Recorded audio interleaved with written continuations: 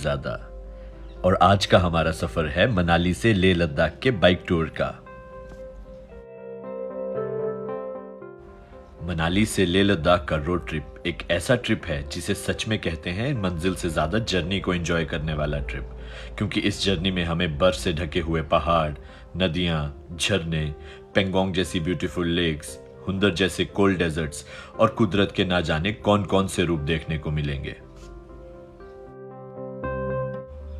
तो इस व्लॉग में हम आपको अपनी लेह लद्दाख की जर्नी का एक डिटेल डिस्क्रिप्शन देंगे, और आप अगर लेह लद्दाख जाने का प्लान कर रहे हैं तो इस वीडियो में आपको सारी डिटेल्स मिल जाएंगी, जैसे कि आप किन महीनों में लेह लद्दाख जा सकते हैं, आपको कितने दिनों का ट्रिप प्लान करना है, आप कहां कहां रुक सकते हैं, और भी बहुत सारी इंफॉर्मेशन आपको इस व्लॉग में देखने को मिलेगी। तो इस वीडियो को पूरा देखने से पहले इस चैनल को सब्सक्राइब जरूर करें। मनाली से लेह लद्दाख की जर्नी अराउंड 500 किलोमीटर्स की है और आप इसको गाड़ी या बाइक से पूरा कर सकते हैं। मनाली से लेह लद्दाख की जर्नी एक एडवेंचर और नज़ारों से भरी हुई ऐसी जर्नी है जिसको बाइक राइड करके सभी को लाइफ में एक बार ट्राई करना चाहिए। वैसे तो इस जर्नी को किसी भी बाइक में पूरा किया जा सकता है, बट मोस्टली लोग इसे royal Enfield bullet, Himalayan, Avenger या केटीएम ड्यूक पर पूरा करते हैं। अगर आप भी मनाली से लेह बाइक रेंट करके जाना चाहते हैं तो इस वीडियो में दिए गए नंबर पे कांटेक्ट करके आप मनाली से बाइक रेंट पर ले सकते हैं। सबसे पहला सवाल आता है कि आपको कौन सी बाइक रेंट पर लेनी चाहिए। अगर आप अकेले राइड कर रहे हैं तो आप कम सीसी की बाइक को भी यूज कर सकते हैं, और अगर आपके साथ कोई पिलियन राइडर है तो आप कम से कम 500 सीसी की बाइक लेकर जाएं। इस जर्नी के रोड का ऑल्टीट्यूड काफी ज्यादा है और यहाँ पर ऑक्सीजन की कमी हो जाती है, इसलिए जितना बड़ा इंजन आपकी बाइक का होगा आपको राइड में उतना ही मजा आने वाला है। इस जर्नी को आप मोस्ट कंफर्टेबली रॉयल एनफील्ड की हिमालयन, रॉयल एनफील्ड की ही बुलेट या बजाज की एवेंजर बाइक पर पूरा कर सकते हैं। और बात करें बाइक रेंटिंग की कॉस्ट की, तो आपको एवेंजर के लिए 800 रुपीज पर डे, बुलेट के लिए 1000 रुपीज पर डे और हिमालयन के लिए अराउंड 1300 रुपीज पर डे पे करना पड़ सकता है। और जब भी आप बाइक रेंट पर लें, आप इंश्योर कर लें कि आप हेलमेट्स, लगेज कैरियर्स और बंजी रोप्स अपनी बाइक रेंट शॉप से पहले से ही लेकर चलें। अब बात आती है कि आप लेह लद्दाख किस सीजन में विजिट कर सकते हैं। तो आप लेह लद्दाख को जून से लेकर अक्टूबर 15 के बीच में कभी भी विजिट कर सकते हैं। अक्टूबर 15 के बाद यहाँ पर बर्फ पड़ने के चांसेस बहुत ज्यादा बढ़ जाते हैं और ऑफिशियली ये रोड्स क्लोज हो जाते हैं। लेह लद्दाख पहुंचने के लिए आपके पास दो ऑप्शंस हैं, या तो आप श्रीनगर से लेह लद्दाख जा सकते हैं, या तो आप मनाली से अपनी जर्नी स्टार्ट करके लेह लद्दाख का सफर पूरा कर सकते हैं। और एक चीज जिसका आपको ध्यान रखना है वो है इन मस्ट कैरी चीजों की चेकलिस्ट बनाकर उन्हें अपने साथ ही लेकर आना, या फिर आप इन चीजों को मनाली से भी खरीद सकते हैं। इस चेकलिस्ट में आपको वार्म जैकेट और fleece jacket, wind cheater, raincoat और पावर बैंक डालना है। इस जर्नी में क्योंकि आपको बहुत सारे छोटे बड़े नालों को क्रॉस भी करना है, इसलिए आपके पास एक पेयर ऑफ वाटरप्रूफ शूज भी होने चाहिए। और क्योंकि पहाड़ों में मौसम बदलने के लिए देर नहीं लगती, इसलिए अपने कपड़े डालने के लिए आपके पास एक वाटरप्रूफ बैग भी होना चाहिए। मनाली से अपनी जर्नी स्टार्ट करने के बाद हमें कुछ एक परमिट्स की जरूरत पड़ेगी, तो पहले मैं आपको उन परमिट्स के बारे में बता देता हूं।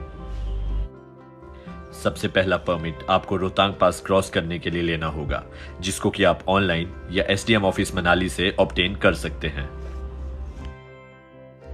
रोहतांग पास क्रॉस करके हम पहुंचते हैं सिस्सू, और सिस्सू पहुंचने का दूसरा ऑप्शन है अटल रोहतांग टनल के थ्रू आना।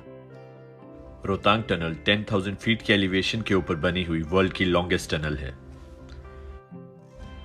रोहतांग पास के परमिट के अलावा आपको लेह घूमने के लिए भी एक परमिट लेना पड़ता है, जो कि आप ऑनलाइन भी ऑब्टेन कर सकते हैं या डीसी ऑफिस लेह से भी ले सकते हैं।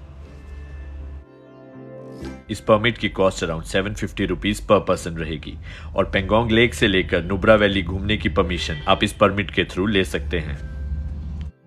मनाली में बाइक रेंट करके आप पहले दिन मनाली में ही रुक सकते हैं और माउंटेन बाइक राइडिंग से एक्लेमेटाइज हो सकते हैं। अब डिस्कस करते हैं कि आपको अपना डे वाइज ट्रिप कैसे प्लान करना चाहिए और हर दिन आपको कितने किलोमीटर्स ड्राइव करना चाहिए।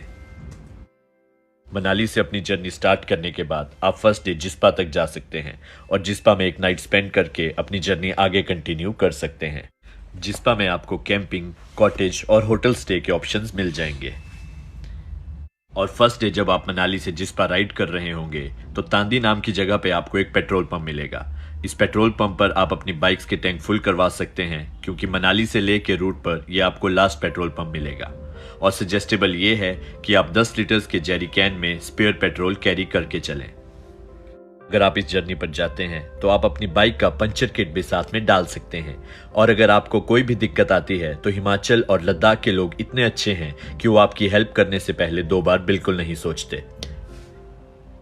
जून से अक्टूबर के मंथ में मनाली से लेह लद्दाख के लिए बहुत ज़्यादा एक्सपीडिशंस भी जाती हैं। और इसका एक फ़ायदा आपके लिए ये भी हो सकता है कि अगर आपकी बाइक में कोई भी दिक्कत आ जाए तो इन एक्सपीडिशंस में एक्सपर्ट मैकेनिक्स भी होते हैं जो आपकी हेल्प कर सकते हैं।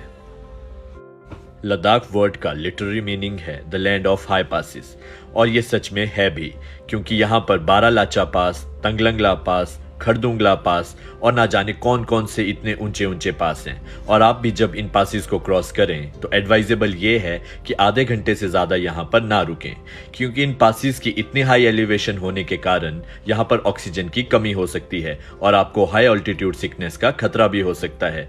इसलिए यहाँ पर ज़्यादा देर ना रुकें और अपनी जर्नी को आगे कंटिन्यू रखें। थर्ड डे जिस्पा से अपनी जर्नी स्टार्ट करने के बाद आप सरचू या पांग, इन दोनों में से किसी भी लोकेशन पर रुक सकते हैं। सरचू पहुंचने तक हम हिमाचल प्रदेश में राइड कर रहे होते हैं और सरचू क्रॉस करते ही हम यूनियन टेरिटरी ऑफ लद्दाख में एंटर कर जाते हैं। जिस्पा तक आपके पास जियो और एयरटेल 4G की दोनों पोस्टपेड और प्रीपेड सिम्स का बहुत अच्छा नेटवर्क कनेक्शन देखने को मिलेगा। बट जिस्पा क्रॉस करने के बाद आपको थोड़े बहुत नेटवर्क इश्यूज फेस करने को मिल सकते हैं। और लद्दाख के रीजन में एंटर करने के बाद आपके पास 2 ही ऑप्शंस रह जाते हैं, या तो आपके पास BSNL की पोस्टपेड सिम होनी चाहिए या आपके पास एयरटेल की पोस्टपेड सिम होनी चाहिए। जहां पर भी आप रुकें वहां पर इंश्योर कर लें कि आप अपने वीडियोग्राफी और फोटोग्राफी गियर्स को पूरी तरह से चार्ज कर लें, क्योंकि रास्ते में इतने अच्छे अच्छे नज़ारे आएंगे कि आप उन मोमेंट्स को कैप्चर ज़रूर करना चाहेंगे। अगर आपके पास भी ड्रोन है और आप ड्रोन से वीडियो शूटिंग करते हैं तो यहाँ पर इंश्योर कर लें कि आपके पास प्रॉपर परमिशंस हो, क्योंकि ये एक बॉर्डर रीजन है और सिक्योरिटी पॉइंट ऑफ व्यू से यहाँ पर ड्रोन्स उड़ाने के लिए हमें प्रायर परमिशन चाहिए होती है। इस रास्ते में क्योंकि ज़्यादा ATM मशीन्स नहीं हैं और सभी लोग डिजिटल पेमेंट्स एक्सेप्ट नहीं करते, इसीलिए एडवाइजेबल ये है कि अपनी जर्नी के खर्चे के लिए कैश साथ में कैरी करके ज़रूर चलें। और अब बात करें इस ट्रिप के बजट की, तो 1 हफ्ते से 10 दिन के राउंड ट्रिप का बजट आपको 25 से 30 हज़ार रुपये पर पर्सन पड़ेगा, जिसमें कि आप नुब्रा, पेंगोंग और लेह लद्दाख की बहुत सारी साइट सीइंग प्लेसेस को कवर कर सकते हैं। इस 25 से 30 हज़ार रुपए के बजट में आपका बाइक रेंट का टैरिफ भी इंक्लूडेड है, जो कि रहता है अराउंड 8,000 से 12,000 रुपए के बीच में। और अगर आप अपनी बाइक लेकर आ रहे हैं तो आप इस खर्चे को निगलेक्ट कर सकते हैं। और दूसरा खर्चा होता है पेट्रोल का, जो कि आप स्पेयर पेट्रोल कैरी करके भी 5,000 रुपए के अंडर कवर कर सकते हैं। और तीसरा खर्चा है हमारी जर्नी के दौरान स्टेज का। स्टेज का बजट एक ऐसा बजट है जो कि हर कोई अपने बजट के हिसाब से प्लान कर सकता है और ये टोटली फ्लेक्सिबल है। बट 7 से 8,000 रुपीज आपको स्पेयर रख के चलने हैं नीट एंड क्लीन और अच्छे रूम्स के लिए। और चौथा खर्चा हमारा रहेगा फूड का, जिसके लिए हमें अराउंड 3 to 4,000 रुपीज स्पेयर रखने पड़ेंगे। और हमारा लास्ट खर्चा रहेगा परमिट्स और मिसलेनियस एक्सपेंसेस का, जिसके लिए हमें 2,000 रुपीज स्पेयर रख के चलने हैं। ये खर्चा आपका तब आएगा अगर आप अकेले राइड कर रहे हैं, और अगर आपके साथ एक पिलियन राइडर भी है तो आप बाइक, पेट्रोल और स्टे के खर्चे को स्प्लिट भी कर सकते हैं। और थर्ड डे सरचू से अपनी जर्नी स्टार्ट करने के बाद हम इवनिंग तक पहुंच जाएंगे लेह सिटी। और लेह पहुंचने के बाद सबसे पहला काम जो हमें करना है वो है परमिट्स ऑब्टेन करने का। हमें नुब्रा वैली और पेंगोंग लेक घूमने के लिए परमिट्स लेने पड़ते हैं, जो कि हम साइबर कैफे या किसी टूर एजेंट के पास जाकर अप्लाई कर सकते हैं। और अगर बात करें लेह लद्दाख और उसके आसपास की जगहों के घूमने की, तो फर्स्ट डे आप लेह सिटी में रहकर ही खुद को एक्लेमेटाइज कर सकते हैं। लेह सिटी घूमने के साथ साथ आप लेह सिटी के आसपास जो फेमस मोनेस्ट्रीज हैं उनको भी सेम डे में विजिट कर सकते हैं, और साथ ही में आप मैग्नेटिक हिल भी कवर कर सकते हैं। अपनी लेह लद्दाख की एक्सप्लोरेशन के सेकंड दिन आप पहुंचेंगे खरदुंगला पास। खरदुंगला पास वर्ल्ड का मोस्ट हाईएस्ट मोटरेबल पास है। खरदुंगला पास क्रॉस करके आप पहुंचेंगे हुंदर या नुब्रा वैली, जहां पे आपको डबल हम्प कैमल भी देखने को मिलेंगे। लद्दाख रीजन में आपको व्हाइट सैंड ड्यून्स एक ही जगह देखने को मिलेंगे, जो कि है नुब्रा वैली। और यहाँ पर स्टे के भी बहुत सारे ऑप्शंस हैं, इसलिए यहाँ पर एक रात का स्टे तो बनता है।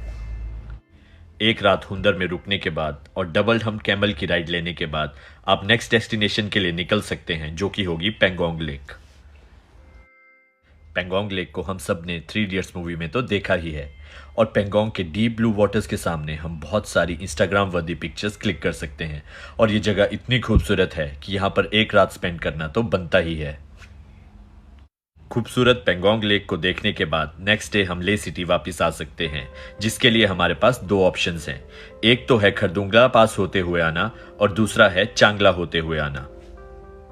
चांगला पास का रोड एक थोड़ा लेस ट्रेवल्ड रोड है और इसे वर्ल्ड के मोस्ट डेंजरस पासेस में भी गिना जाता है।